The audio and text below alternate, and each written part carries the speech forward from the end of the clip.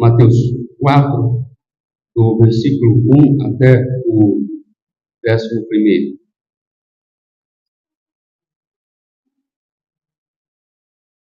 A seguir, foi Jesus levado pelo Espírito ao deserto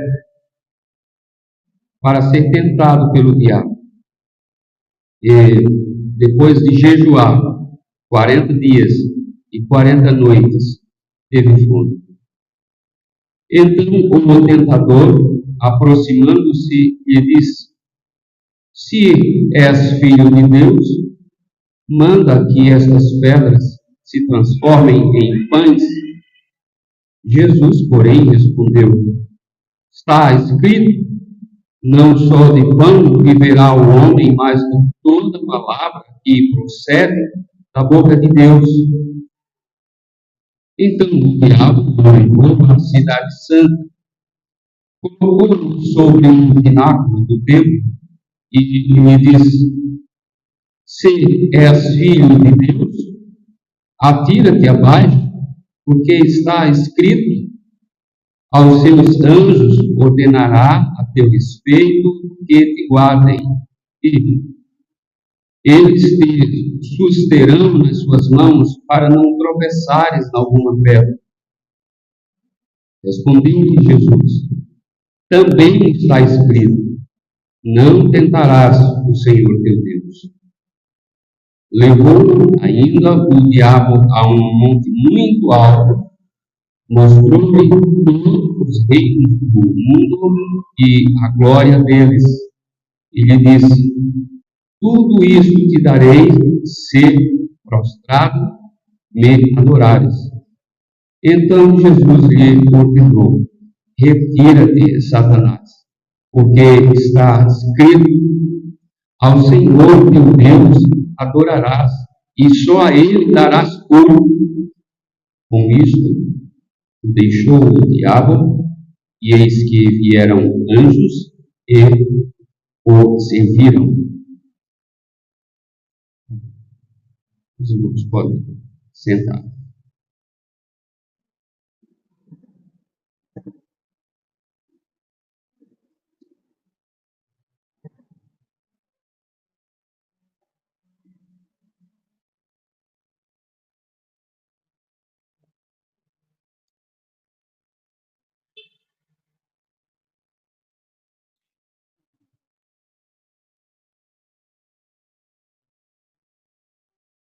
Meus irmãos, sabemos que os evangelhos sinóticos, o livro de Mateus, de Marcos, de Lucas, eles trazem em suas narrativas esse fato sobre a tentação de Jesus.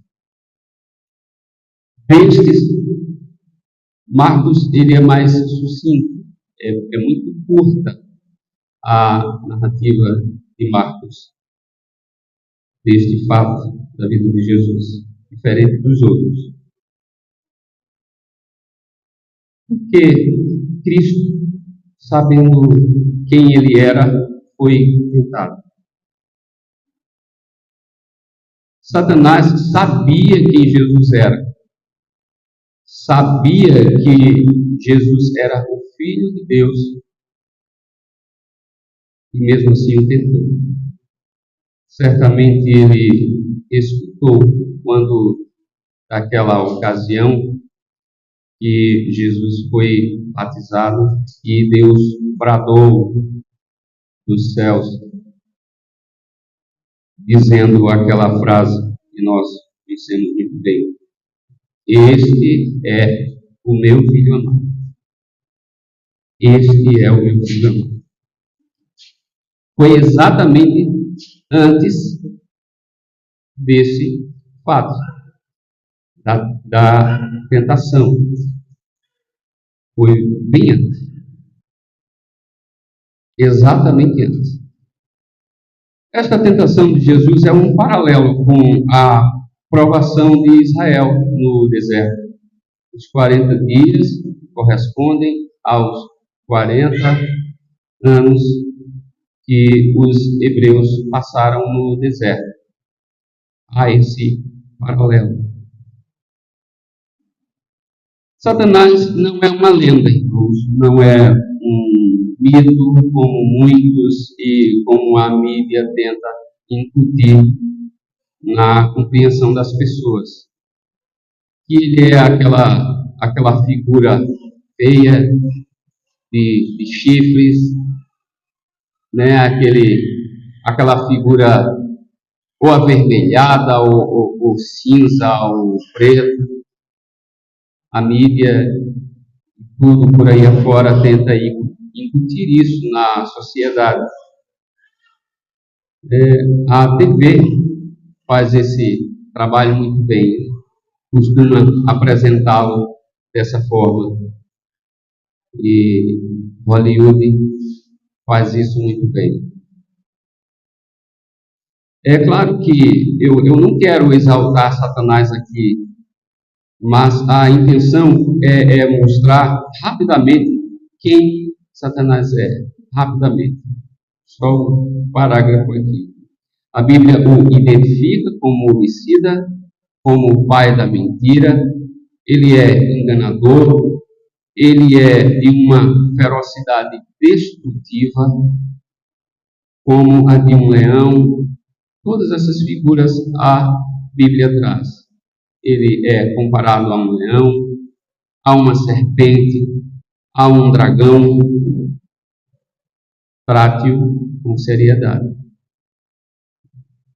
Sua malícia e astúcia o fazem um inimigo temível ainda. Não o subestime. Com certeza ele é muito mais forte do que eu e você.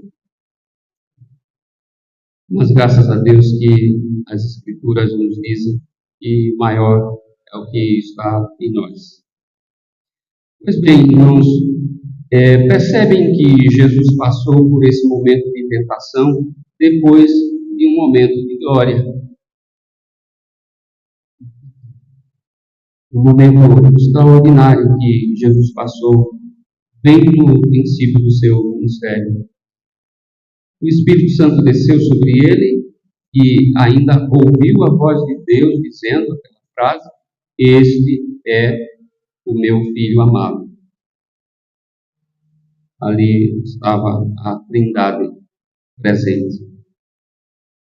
Isso implica em dizer que você pode ser aquele indivíduo tão piedoso, com um grande desempenho espiritual, um indivíduo santificado, mas aquele dia que você é surpreendido por uma tentação, por mais santificado que seja, por mais dedicado que seja, mas a gente passa por isso. Você vai passar por isso. Estamos cansados de saber desses acontecimentos, de pessoas tão proeminentes,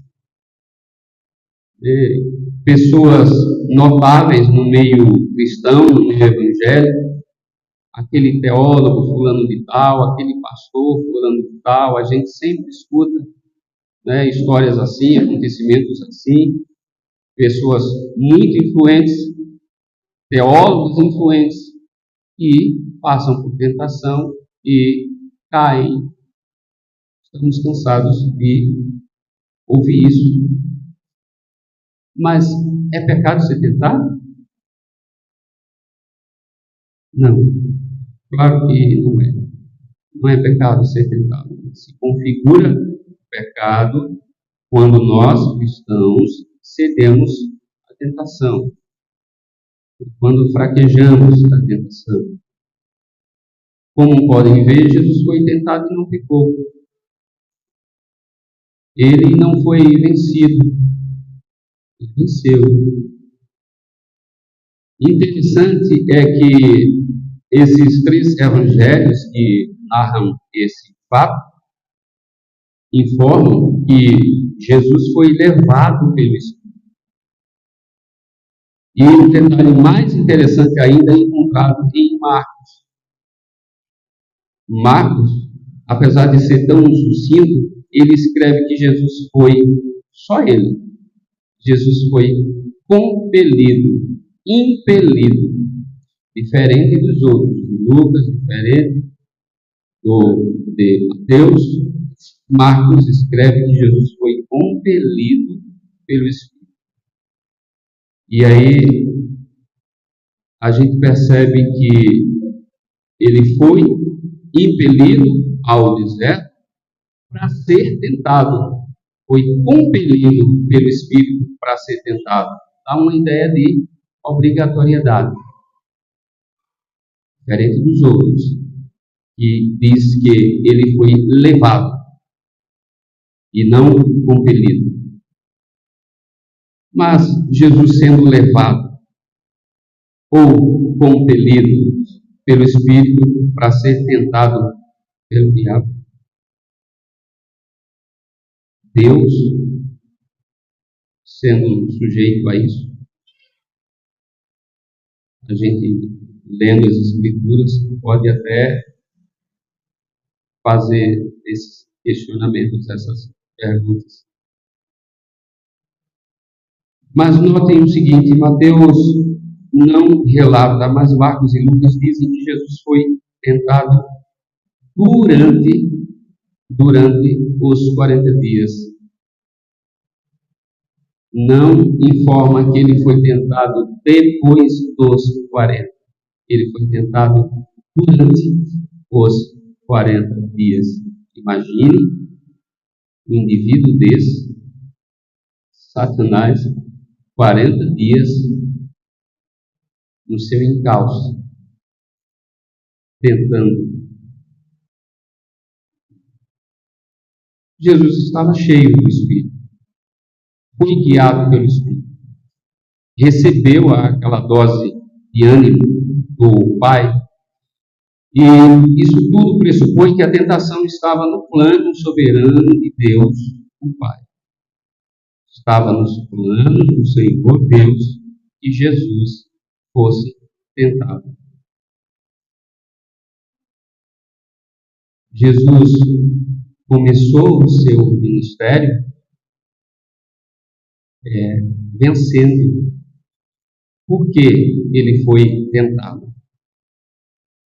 Porque ele passou por essa situação. Antes, até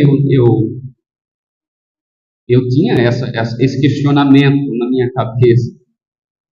Não sou um estudioso, um teólogo, mas tinha esse questionamento. E depois a gente descobre que por que Jesus foi tentado. Ele passou por essa situação porque era necessário, como a gente já viu, estava no plano soberano do Pai, mas ele precisava começar o seu ministério já vencendo o valente.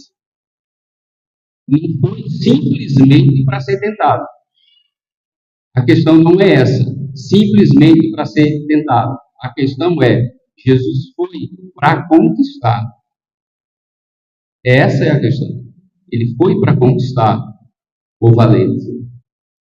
Ele foi para saquear o valente. Essa é a questão. Além de Deus, Jesus também era homem. E como homem, foi tentado.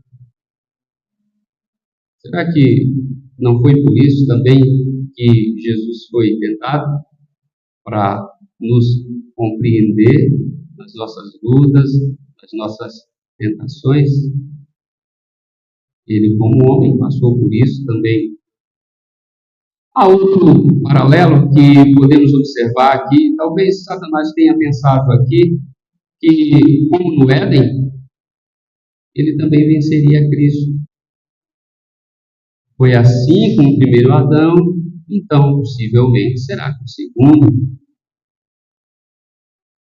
Satanás desafiou o primeiro, venceu, mas desafiou o segundo Adão, Cristo, mas foi vencido por ele.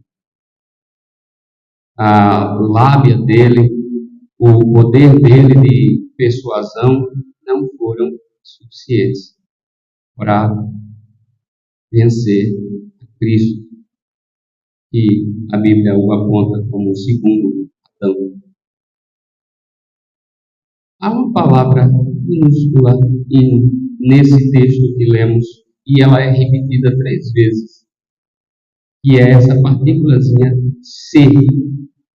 O se, S-E, se. Na nossa gramática portuguesa, essa palavra é aplicada em algumas situações, assim, certas palavras elas são usadas em vários contextos.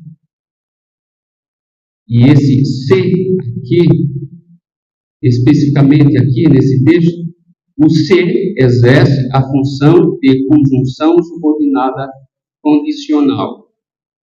Indica uma condição ou uma possibilidade para que algo aconteça. Satanás, sagaz como é, tendo ouvido anteriormente que Deus disse de Jesus: este é o meu filho amado. Ele ouviu isso. Satanás ouviu isso.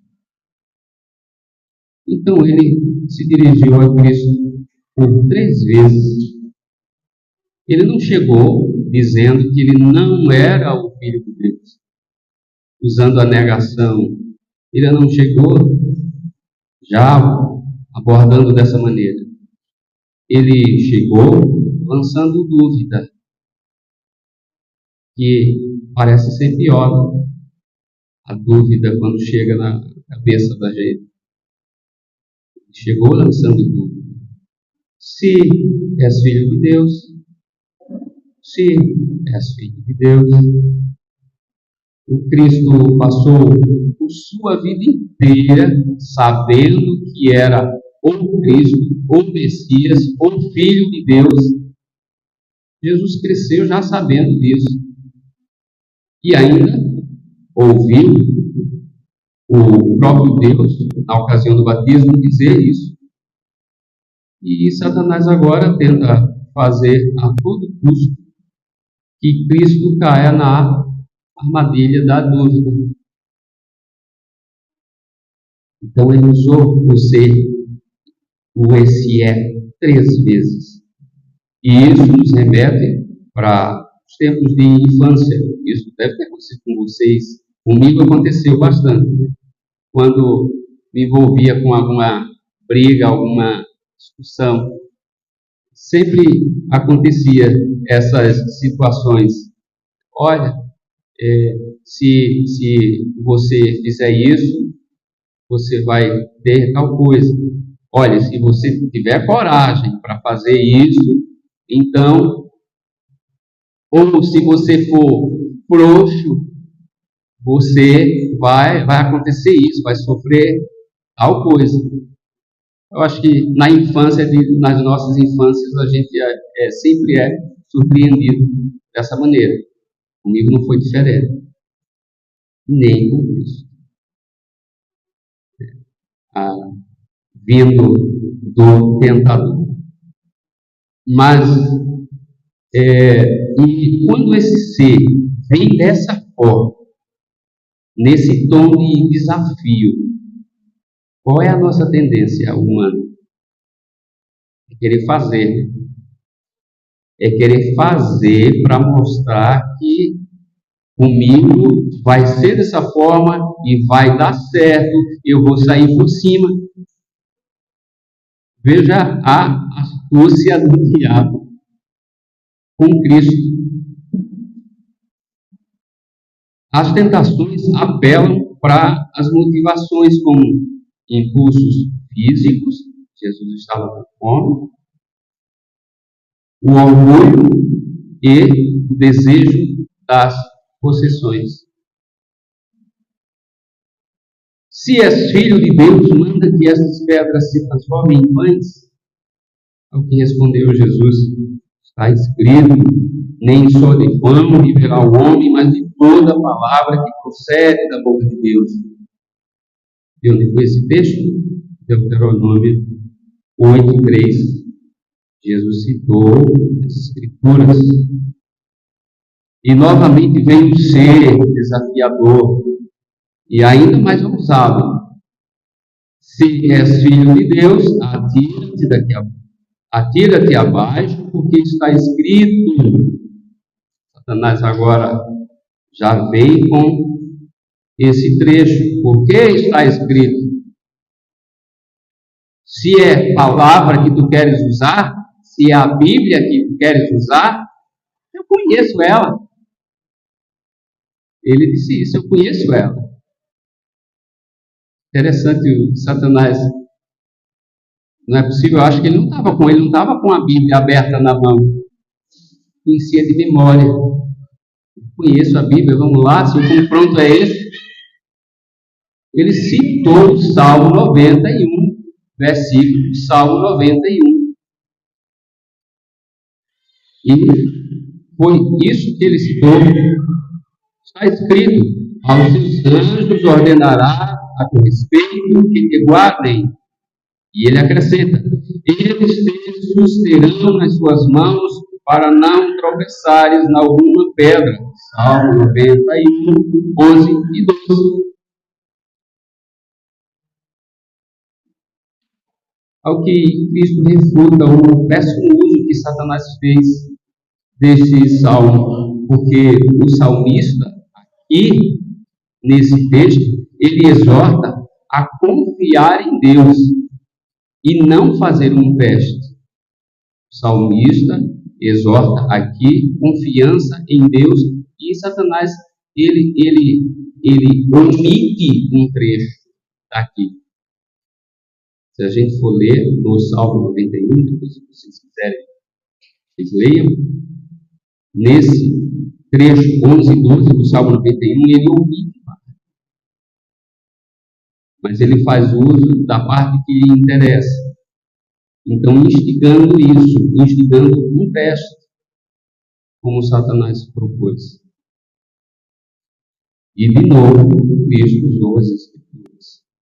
Não tentarás o Senhor teu Deus. Jesus, mais uma vez, cita Deuteronômio.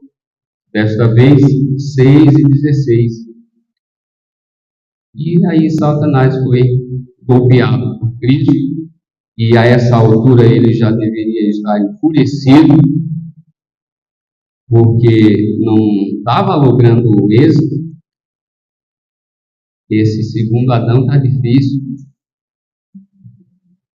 E agora, pela última vez, o tentador foi muito ousado, mais ainda. E de um monte muito alto, com uma visão panorâmica, mostrou todos os reinos do mundo e a Cristo. E absolutamente ele diz: tudo isso te darei, ser prostrado, me adorares. É muita astúcia, é muita loucura. Tentando barganhar com Deus para que o adorasse como Deus, para que Jesus praticasse a idolatria, para que Jesus quebrasse o primeiro mandamento. É muita loucura. Oferecendo a glória do mundo em troca da vergonha da cruz. Olha aí, tu não precisas passar pela vergonha da cruz. Oferecendo o que não tem. Ele não tem nada. Ele promete liberdade da prisão, ele promete alegria da tristeza, ele promete vida da morte. É sempre assim. Então ele não tinha nada para dar a ninguém, nem ao próprio Cristo. Ele não tem nem nunca teve reino algum. Em João 8:44, Jesus disse que Satanás é o pai da mentira. Ele é mentiroso. Usou da própria mentira para tentar a Cristo. E Cristo refutou mais uma vez, claro, retira-te, Satanás, porque está escrito: ao Senhor teu Deus adorarás e só a Ele darás culto. Deuteronômio de novo, 6:13. Sob a ordem de Cristo, ele foi embora. Então, não imagine você que foi um confronto de iguais. Não foi. Como já disse, Jesus, ele foi para saquear o valente, o terreno do valente. Então, pensar que foi um confronto de iguais, isso é diminuir Cristo. Satanás é finito, é um ser criado, nunca foi nem será Deus. Então, é uma criatura. Então, e interessante que esse é o pensamento de muita gente hoje, inclusive pessoas que se dizem cristãs. Pensar que Satanás tem o mesmo poder e mesma força e é um inimigo à altura de Cristo. Jamais, jamais. Então, meus irmãos, o inimigo, dentre outras coisas, tentou induzir Jesus a duvidar da bondade de Deus, dentre outras coisas. Ele tentou Jesus a duvidar da bondade de Deus. Não é diferente conosco. Não é diferente conosco. No nosso viver, em nossa caminhada cristã, passaremos por tentação, ou estamos passando por tentação, ou passaremos por tentação. Não é diferente. Ninguém se isenta. Ninguém se isenta. Querendo ou não, todos passarão por situações de tentação. E isso faz parte do nosso crescimento. E isso faz parte do nosso amadurecimento espiritual. Ninguém vai se isentar. Se sucumbirmos ou formos vencidos pela tentação, sofreremos as consequências. Inclusive, a leitura que a gente fez, a primeira. No entanto, se, como Cristo, sairmos vitoriosos, adquiriremos mais experiência, mais maturidade, teremos a aprovação do Pai do céu. E não se iluda. Não se iluda. Outras tentações virão. Não vai ser uma, não serão duas, três. Outras tentações virão. Sim, virão. E aí vem as dúvidas, os questionamentos. Será? Aí vem o se. Se Deus é bom, por que passo por essas tentações?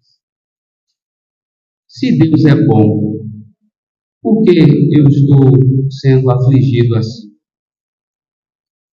Se Deus é bom, por que essa tormenta não se finda? Será que sou salvo? Vem de enxurrada, não é? Eu já passei por isso. Sei, já passei. Claro, eu sou mais velho, né? Estou cheio de cabelo branco. Né? Vem de enxurrada. Essas perguntas, essas dúvidas, vem, com certeza virão. E ainda vem outros querendo atestar a nossa desgraça, como fez a mulher de Ló. Tu te mantens íntegro ainda, joias de Deus? Amaldiçoa esse teu Deus e morre, homem. A própria esposa.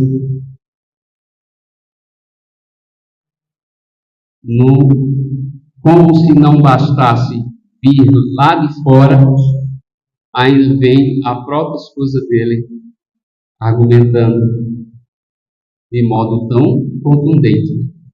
Tu ainda te mantens íntegro?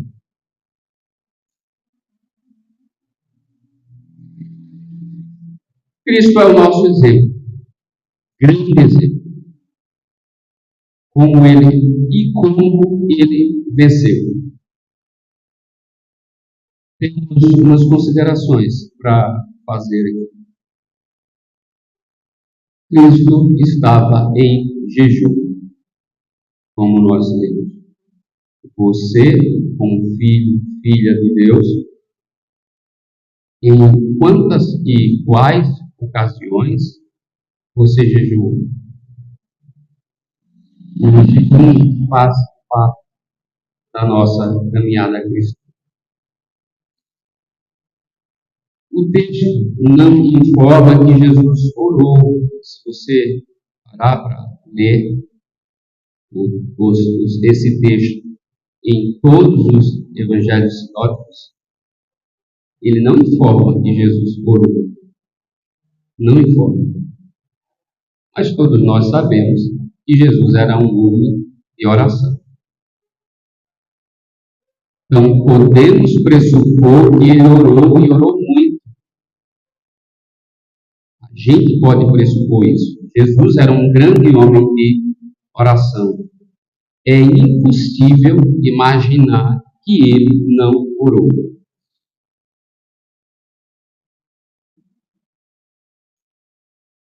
Irmãos, mas o que está vivo nesse texto, está evidente, está claríssimo, muito claro, é o uso das Escrituras.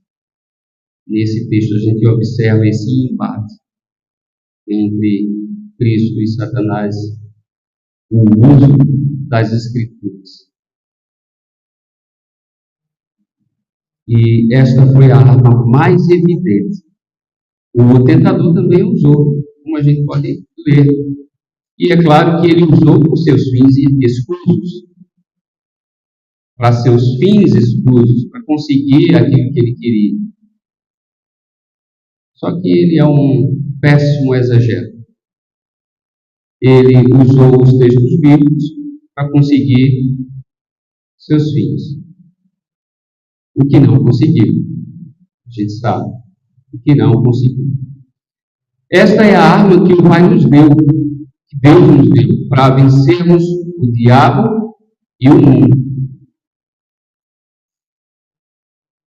Viva a vida cristã. Sem essa palavra, e você não vai caminhar muito. Viva a sua vida cristã, digo mais uma vez, sem essa palavra, e você não vai caminhar muito, vai cair lá na frente. Vai cair.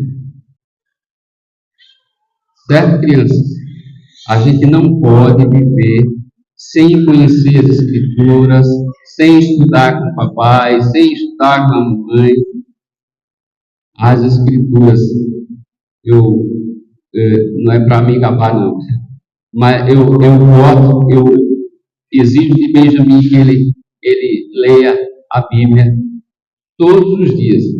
Acordou, a primeira coisa que faz, vai embora ler a Bíblia. Vai embora ler a Bíblia. É a tarefa dele diária. Então, irmãos, memorize textos, trabalhe para guardar as chaves bíblicas na memória. Há momentos nos quais a gente necessita de uma Bíblia para consultar e nem sempre a gente tem uma de pronto para usá-la. Tem que estar na memória. Às vezes somos questionados numa conversa com alguém e precisamos daquele texto. Aquele texto seria adequado para essa situação aqui. E aí a gente é pego de surpresa e não consegue lembrar daquele texto que salvaria aqui, que encaixaria nessa situação. A gente tenta fazer a busca na memória, não acha. Em contrapartida, é tão fácil memorizar uma piada. Da volta e meia, aí a gente tem uma piada pronta na ponta da língua para uma situação, uma ou outra situação. Na hora do agosto, na hora das agruras, piada não vai ajudar. Aquele pensamento, aquele provérbio daquele pensador não vai ajudar. De forma alguma. Então, a gente precisa trabalhar essas questões de memorizar chaves bíblicas. Tem tantos textos, grandes textos que a gente costumeiramente usa. Precisa memorizar. Então, conselhos. Faça culto doméstico, faça seu devocional diário, memorize textos bíblicos. Jamais, jamais vá dormir sem fazer um exame da palavra de Deus. E veja, não precisa ser 1, 2, 3, 10 capítulos, para no final das contas ter como dizer amanhã para alguém, sei lá, que eu li a Bíblia toda, rápido, em X dias. Não precisa. Não precisa. Faça sua leitura diária. Se não tem tempo suficiente, leia aquele texto. A gente quando lê a Bíblia, a gente vê esses subtítulos. Né, com 3, 4, 5 versículos, 10, sei, depende do assunto. Os subtítulos. Pega aquele textozinho, leia, faça seu devocional diário e perceba o quanto isso vai te ajudar. Para concluir, eu pergunto a vocês, não me respondam, são perguntas retóricas. Com que frequência você examina as Escrituras? Com que arma você luta contra o diabo e as tentações? Você acha que celular, redes sociais, seriados, vai ajudar quando aquela tentação chegar?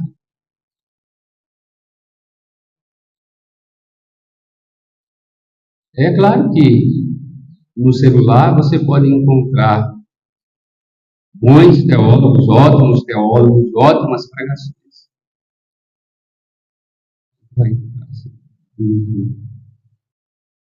Ainda você acha que vai vencer sem essa palavra? Não vai. Não vai. Você viu, nós acabamos de ler esse embate, essa luta de Cristo entre Cristo e o diabo, e a gente percebe qual foi a arma usada. Cristo sabia qual era a arma mais poderosa a ser usada. As Escrituras. E Satanás está ciente disso. Ele sabe disso. Bom, eu peço a vocês que leiamos, para a gente concluir de fato, Hebreus 2 e 18.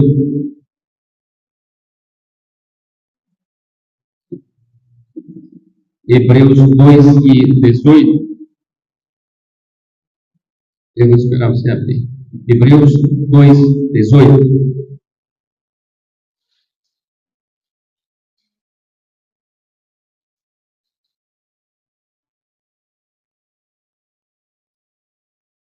Hebreus 2, 18.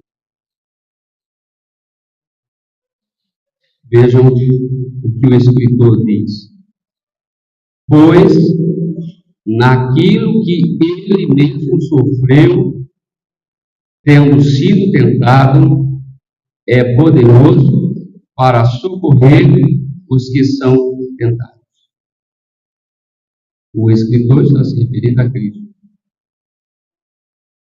Naquilo que ele mesmo sofreu, tendo sido tentado, é poderoso para socorrer os que são tentados. Então, não se esqueça disso também. Todos os momentos que passarmos por essas situações de tentação, com certeza você tem um ajudador. Isso. Ele sabe o quanto é difícil. E se cair,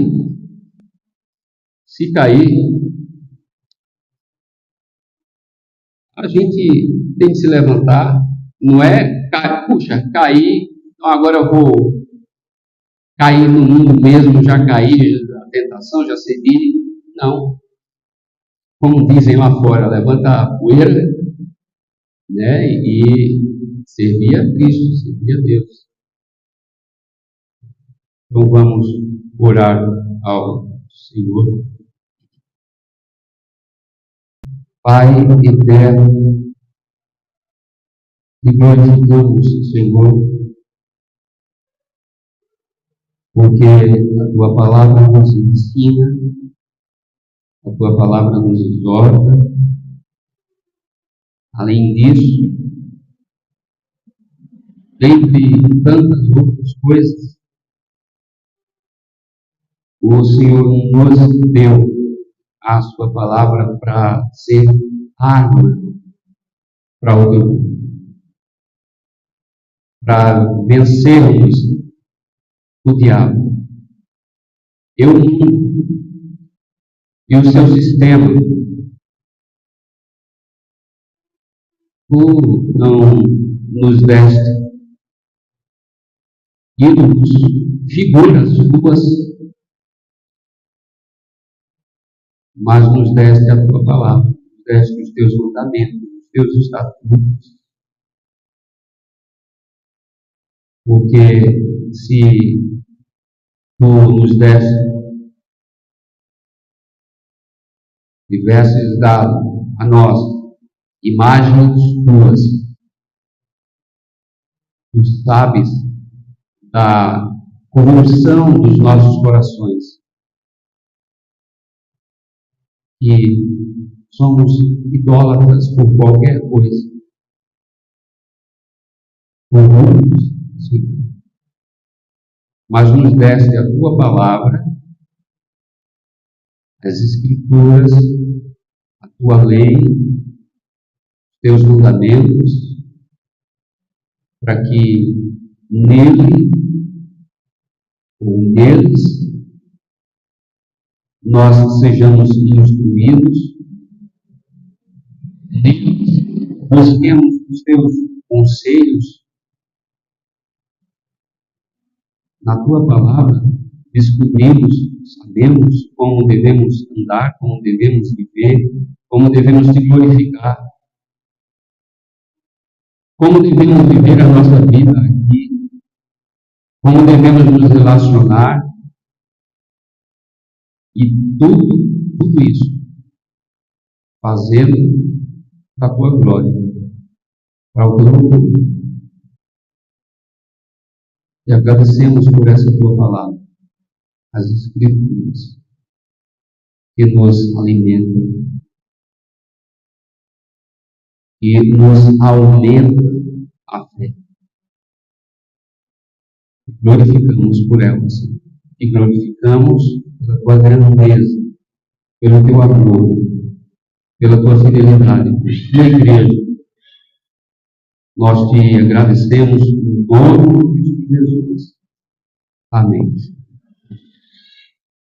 Amém.